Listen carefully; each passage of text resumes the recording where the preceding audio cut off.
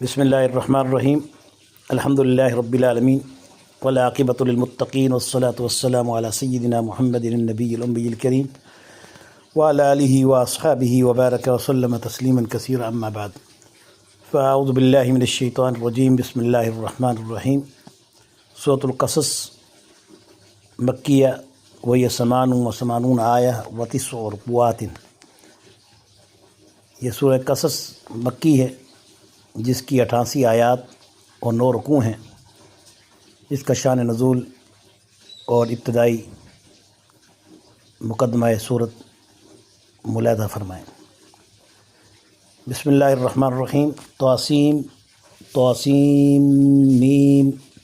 تلک آیات الکتاب المبین۔ یہ سورہ قصص جو مکی صورت ہے، اس کی ابتدا حروف مقطعات سے ہو رہی ہے۔ حروف مقطعات کے بارے میں اللہ و رسول عالم، جس کے معنی اللہ نے اور رسول اللہ نے اپنے درمیان رکھے ہیں، ممکن ہے روز قیامت ان کے راز جو مخفی راز ہیں وہ روز قیامت کھولے جائیں۔ اور یہ کوڈ ورڈز اللہ اور اس کے رسول کے درمیان ایک خاص راز بھی ہیں، جس کے معنی اور مفہوم کو اللہ اور اس کا رسول بہتر جانتے ہیں۔ بہرحال اس صورت کو سورۃ طاسیم میم بھی کہتے ہیں، اور اس صورت کو سورہ موسیٰ بھی کہتے ہیں۔ اس کا دوسرا نام سورہ موسیٰ بھی ہے، اور جو پہلا نام ہے وہ سورہ قصص ہے۔ قصص قصہ کی جمع ہے، جس کا معنی واقعہ، قصہ، کہانی، سٹوری، کسی گزشتہ واقعہ کا ذکر اور اس پر پھر نصائح، اس کو قصہ کہتے ہیں، اور قصہ کی جمع قصص ہے۔ چونکہ اس صورت کے اندر زیادہ ذکر حضرت موسیٰ علیہ السلام کا بھی ہے، اس لیے اس کو سورہ موسیٰ بھی کہتے ہیں۔ اور اس صورت میں حضرت موسیٰ علیہ السلام کے ساتھ بعض اور اقوام کا اور بعض اور انبیاء کا بھی ذکر ہے، جس میں قصص ان کے بیان کیے گئے ہیں، واقعات بیان کیے گئے ہیں، جیسے قارون کا واقعہ، اور اسی طرح اور بھی اس صورت کے اندر مختلف واقعات پیش کیے گئے ہیں۔ اس صورت سے پہلے والی صورت وہ سورہ شعراء اور سورہ نمل کی ذکر کیا گیا تھا، جو نازل کی گئیں، اور اس کی بعض آیات ایسی بھی ہیں جو دوران ہجرت جوفہ کے مقام پر نازل ہوئیں، جس میں اللہ تعالیٰ نے آپ کو تسلی دی، اور جن آیات میں جو سورۃ شعراء اور سورۃ نمل کی وہ آیات جو کہ درمیان ہجرت، دوران ہجرت، سفر ہجرت جوفہ کے مقام پر نازل ہوئیں، ان میں اللہ تعالیٰ نے رسول اللہ صلی اللہ علیہ وسلم کو تسلی دی۔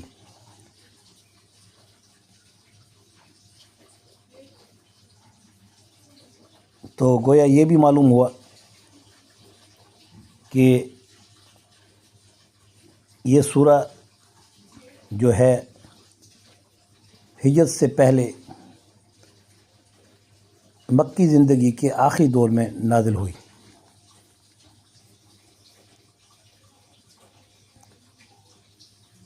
بہرحال جیسے حضرت موسیٰ علیہ السلام کے واقعات مختلف صورتوں میں آتے ہیں، جیسے سورۃ کہف میں، اور اسی طرح حضرت خضر کا واقعہ جو ہے سورۃ کہف کے اندر موسیٰ علیہ السلام کے ساتھ بیان ہوا ہے۔ پھر اسی طرح موسیٰ کا واقعہ سورۃ طٰہٰ میں بھی اللہ نے ذکر کیا ہے۔ تو اسی طرح سورہ شعراء میں بھی اللہ تعالیٰ نے موسیٰ علیہ السلام کی ان پہلوؤں کو نمایاں کیا جس میں انہوں نے تبلیغی جو کردار ادا کیا توحید کے لیے، اللہ کی وحدانیت کے لیے، اور پھر کس طرح جا کے فرعون کو اور قوم فرعون کو اللہ کا پیغام پہنچایا۔ اسی طرح اس صورت میں بھی زیادہ تر آپ کا حضرت موسیٰ علیہ السلام کی پیدائش سے لے کر بچپن کے حالات کو بھی ذکر کیا گیا ہے۔ دیگر مکی صورتوں کی طرح یہ، کیونکہ یہ بھی مکی صورت ہے، اس لیے اس میں بھی جیسے مکی صورتوں کے اندر جو ایک اسلوب ہے اللہ تعالیٰ کی یا کلام کا کہ عقائد کا ذکر کیا جاتا ہے، اس میں بھی عقلی اور نقلی اور جو کہ بطور مشاہدہ جو اللہ تعالیٰ کی وحدانیت اور توحید پر دلائل ہیں ان کو پیش کیا گیا ہے، اور رسالت کا ذکر بھی اس کے اندر ہے، اور آخرت کا ذکر معاد میم عین الف دال اس کا ذکر بھی اس کے اندر کیا گیا ہے۔ اور اسی طرح جو مصائب، جو تکلیفیں مسلمانوں پہ آئیں، جو ہجرت کا حکم نازل جب ہونے والا تھا اور مسلمانوں کے ساتھ قریش مکہ نے جو مظالم ڈھائے، تو اس کی مناسبت سے حضرت موسیٰ کے واقعات کو بھی اور فرعون کے واقعہ کو بھی مومنین کی تسلی کی خاطر پیش کیا گیا کہ اے محبوب، آپ بھی اور آپ کے اصحاب بھی، آل بھی دل برداشتہ نہ ہوں، اور جو تکلیفیں ان پر آ رہی ہیں ان پہ صبر کریں، بلکہ آپ بھی ان پیغمبروں کے پیروکار ہیں جیسے موسیٰ علیہ السلام کو اس کی قوم نے تنگ کیا تھا، اسی طرح آپ پر بھی اس طرح کی اگر تکلیفیں آ رہی ہیں تو آپ حضرت موسیٰ کے واقعہ کو سن کے صبر و تحمل کا مظاہرہ فرمائیں۔ لیکن ساتھ ہی حضور نبی کریم صلی اللہ علیہ وسلم کی آنے والی زندگی کے بارے میں خوشخبری اور کامیابی کی خوشخبریاں اور مسلمانوں کے فتوحات اور اسلام کا عروج، اس کی بھی خوشخبری دی گئی۔ بہرحال اس صورت کے اندر احکام کا بھی ذکر ہے، واقعات کا بھی ذکر ہے، اسی طرح قصص بھی ہیں جو گزشتہ قوموں کے، اور اس میں انسان کے عقیدے کے ساتھ عمل اور اخلاق کی پاکیزگی اور ظاہری طہارت، اور اس طرح طہارت بدنی اور طہارت باطنی دونوں کا ذکر کیا گیا ہے۔ اور اللہ تعالیٰ نے جیسا کہ رسول اللہ کو طہارت سے رہنے کا، اور حضور نے امت کو